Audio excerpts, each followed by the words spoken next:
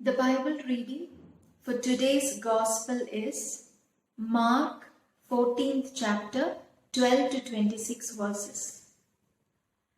And on the first day of unleavened bread, when they sacrificed the Passover lamb, his disciples said to him, "Where will you have us go and prepare for you to eat the Passover?"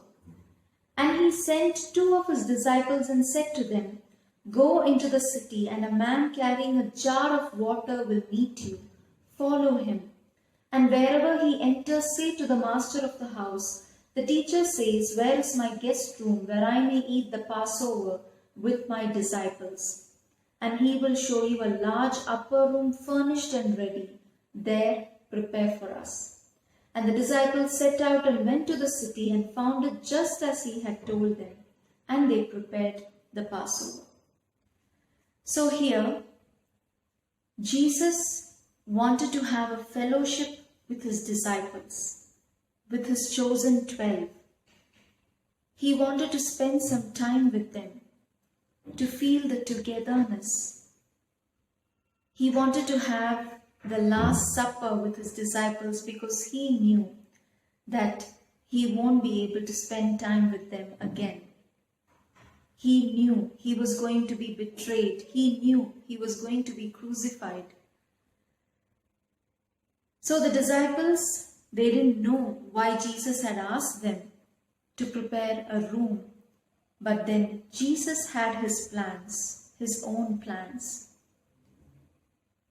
Just imagine if God told you that today is your last day on earth. I'm sure everyone would have a list of wishes to fulfill. Many of you will want to visit so many places, visit so many people, have their favorite food, and so many other wishes. God has given us so much of time to fulfill all our wishes, to spend time with our family. I'm sure this COVID-19 situation is actually a blessing. So many of them who are far, far away from their families have got some time to be together, to spend time together, to eat together, because we never know what tomorrow has for us. Nobody ever imagined that this beautiful 2020 year would bring such a loss for so many countries all over the world. But we have to make it a blessing with the time we have, with the time God has given us.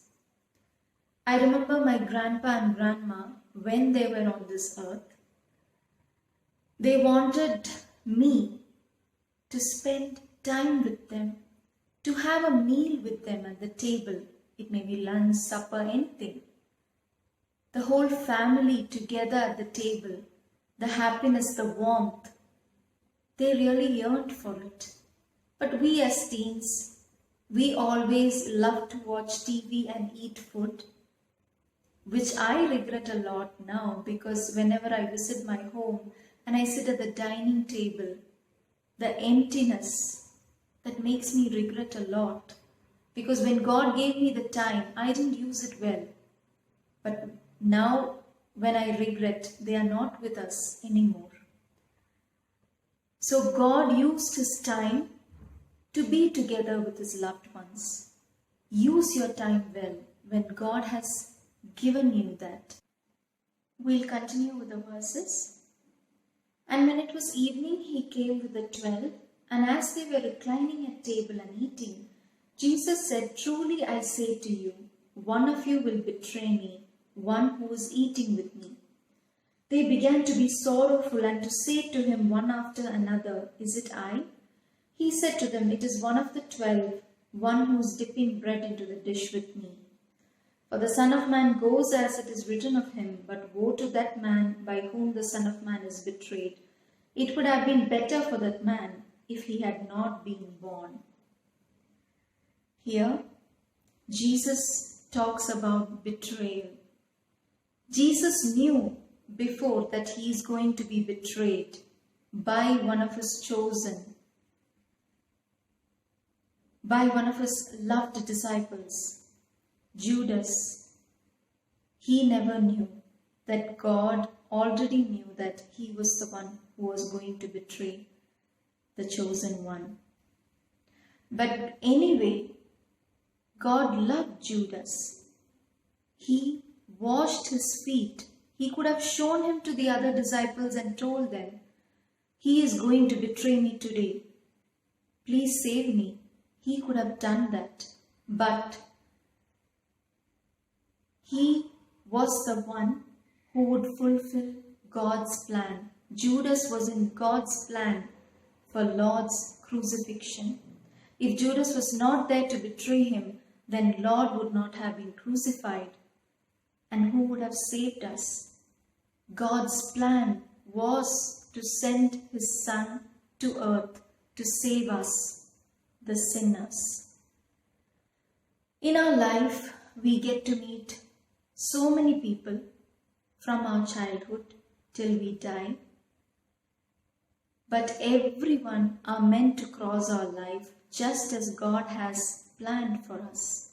Some may be the ones who would be holding our hands and guiding us in the light. Some would be the ones who would betray us, just like Judas did to Jesus, who would backstab us, who would hurt us even though we didn't do any mistakes. Those people have to be there.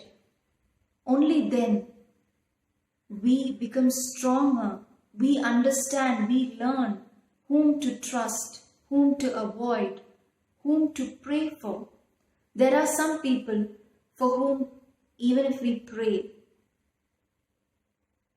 they should keep their minds to change. It would be impossible for them to change. But there are some, if you pray for them, if you give them a hand, if you give them a word of comfort, they will change. Just imagine the happiness of saving a person on earth. The blessing you will be receiving when you get to heaven by saving a person, a sinner. The verse that is, pray for your enemies and bless those who curse you, pray for those who mistreat you.